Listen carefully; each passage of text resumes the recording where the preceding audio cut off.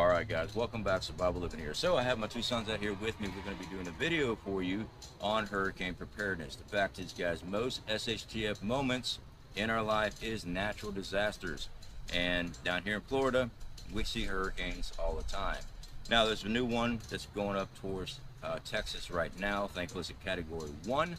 But this is something you guys need to be preparing for, especially if you're in the Gulf region. Alright, hurricanes happen. The biggest problem that we deal with besides the strong winds, and basically board up your house best you can and pray for the best, not a direct hit, is the aftermath. All right, after Hurricane Michael came through this area here, fuel, supplies, everything was non-existent. You couldn't get hold of it. You had to go out of town. If you were lucky to be able to get up because the roads were down, everything in the roads have supplies on hand. Now, what we have here, guys, is a small assortment. One of the first things tell people to do, tarps. Why do we get tarps, guys? Cover stuff up like windows and stuff. And then also you can use it for like bedding. Oh yeah. See, Ourselves? he's thinking bushcraft right now. Cover ourselves?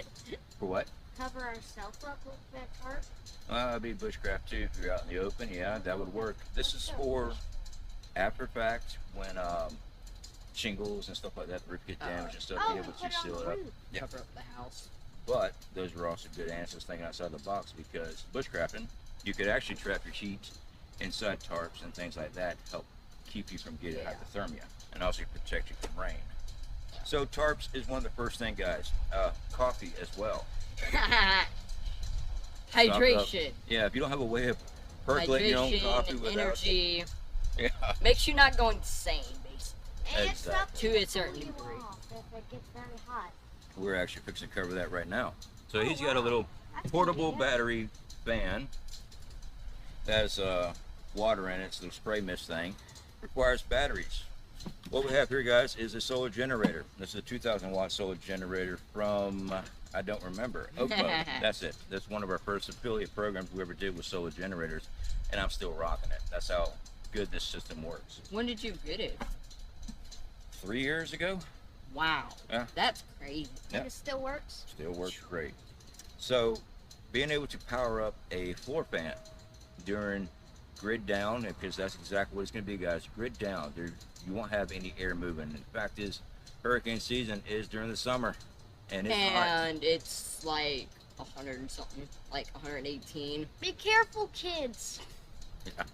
Be careful, kids. So being able Don't to always be afraid of the summer heat. There's don't more. always be afraid. There's more to be afraid. You should be afraid of the summer heat. Yeah. So back on track and target, guys. Solar generators are great to have. Portable, but they are limited. They can only produce so much power, and also the recharge time. This is something that can be charged by the sun, or you can use a vehicle or whatever to charge it back up. Nice to have, great to have. They're quiet, and you can run them inside the house. No gas or anything like that, but also gasoline generators. And then there are other options, of course. Gasoline, propane. That is a gasoline generator. That's propane for our grill. Also our tankless water heater, if we ever wanted to hook that up for showers. That is a 4,000 watt gasoline generator. That has been recently serviced, new plugs, all that good stuff.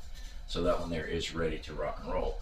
All these are full. That is 5, 10, 15, 20, 25 gallons of gasoline. So that is a option. It's one of the cheapest options. What most people do for hurricane preparedness is gasoline generators. Again, I want to stress out Hurricane Michael. There was no fuel in the area. People were going all the way up to Dothan, Alabama and further to get gas for their generators. And yes, FEMA did come around and start looking. My brother has a story on that.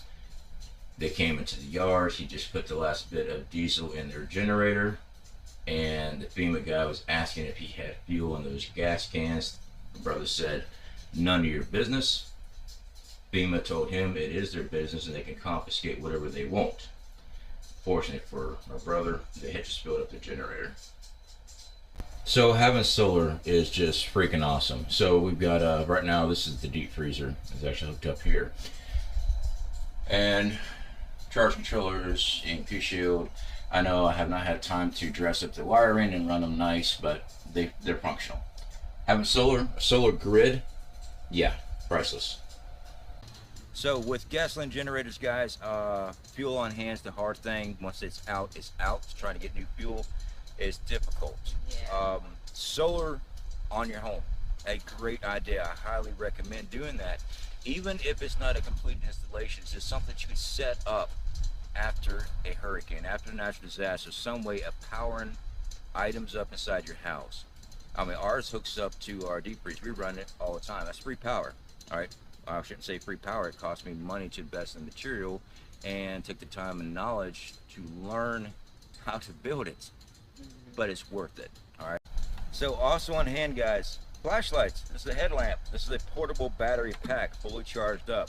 So you could always hook up your cell phone, things like that, small items to charge up. I use it for our video stuff right now.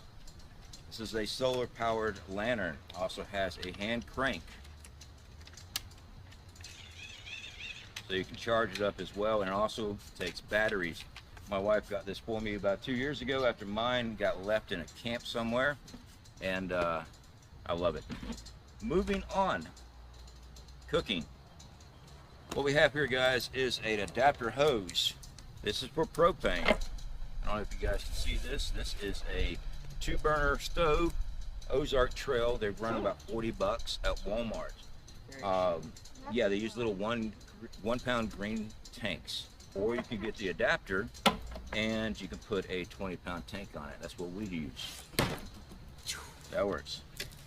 Moving on, so that's the way of cooking at home. I recommend cooking outside. The reason being is the carbon monoxide, stuff like that, unless you have a vent system. Now the house that I built, I had a vent system that worked completely off grid. So if the power is out, I still had a way of venting everything out for a range. But most homes do not. Moving on is water filtration. Guys, we just recently did a video. I was with my sons. We're doing Sawyer mini churning. This is 20 bucks. You can filter out rainwater. It is 100,000 gallons. You can filter out rainwater, river water. It takes out 99.9999% bacteria. That's okay. Our nines. This here is worth an investment. Now you can get something like the Sawyer, the Life Straw. Personally, I don't like them, and I went over why. You got to get your head down in the water. Try to. It takes. If you haven't tried this, it takes a lot of suction, and it hurts. It hurts your back, your jaws. You keep doing it. It suck. All right, just take my word for it. Very, very efficient. I have one question Uh-huh. about the solar lamp. This one over here. When you crank it and it turns on, do you have to continuously crank it for it to work, or does it? Yeah. Is it like So on a timer? you got to crank it, and it charges. Is what it's doing. All right, it's charging up the battery. It's got an internal battery. So the more you crank it, the more power it's going to be charged up. Is it like a little timer, like? But it takes, no, it's not a timer, but it takes a long time to hand crank. That's why it's got the solar panel. Leave that out in the daytime. That way you can turn on your power. But it also does take batteries too. Hey, it turned on without And batteries. it's chargeable with USB. It's very This thing efficient. right here can charge it up.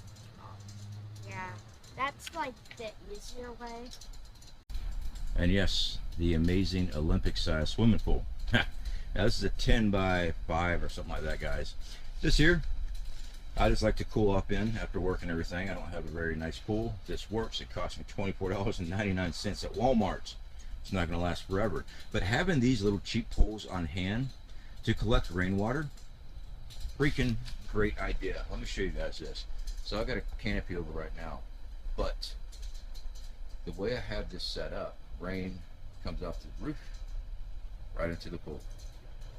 Roof to pool.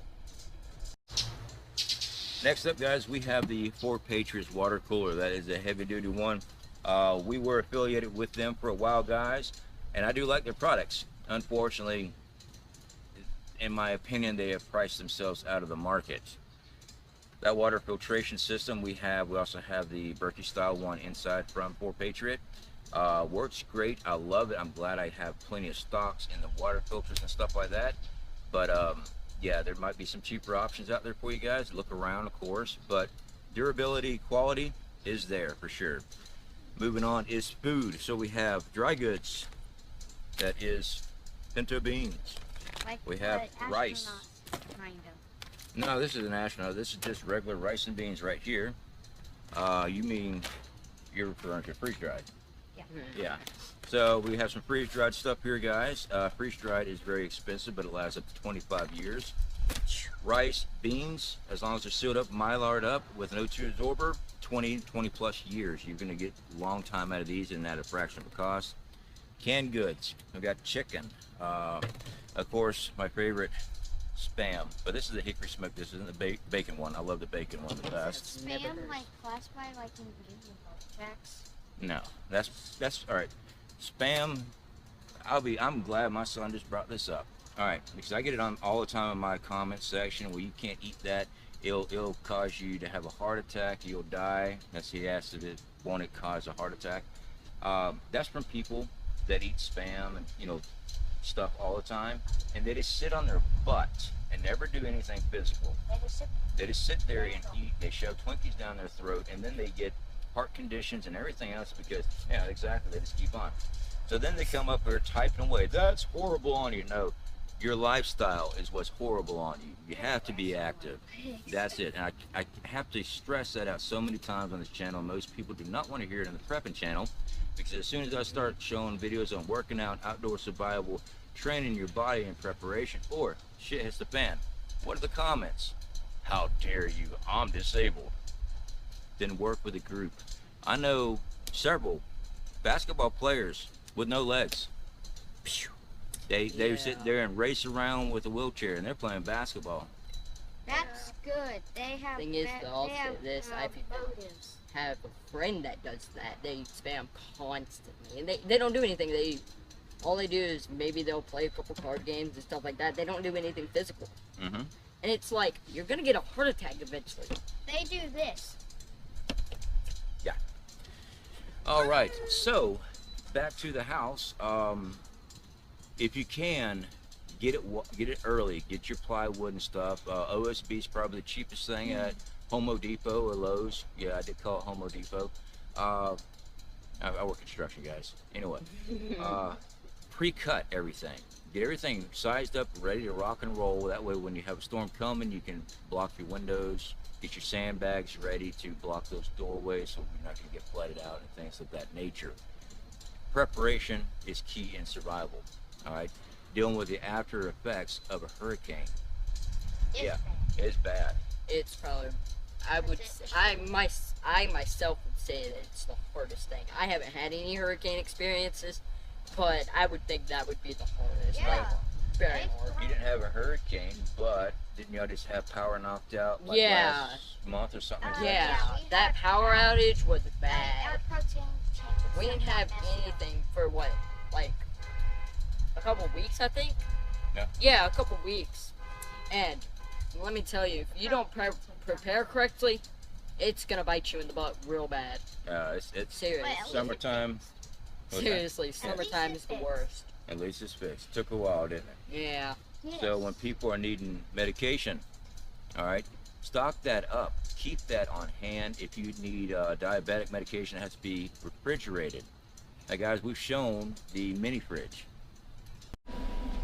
So here we go, guys. Mini fridge, like I said. This thing here is currently hooked up to the house, but this is something we can actually easily run on our solar grid. We've shown it many times before. This thing is amazing. You can keep medication very cool. I mean, check this out. These are frozen. Yeah, works great.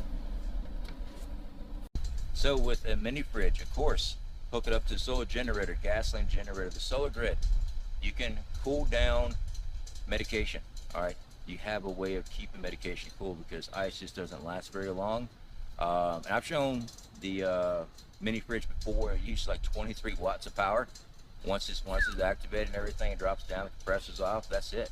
It doesn't use hardly any power. I mean, that's what we had in the house that we built. It ran perfectly on our solar grid. So anyway, guys, hopefully these things help you out. Again, thanks to my sons for helping me out in this video, of course. And you're still rocking out your little fan there. You want some air? Before I we do end need up some air. going, I have one question. What is the solar grid? The solar grid? Yeah.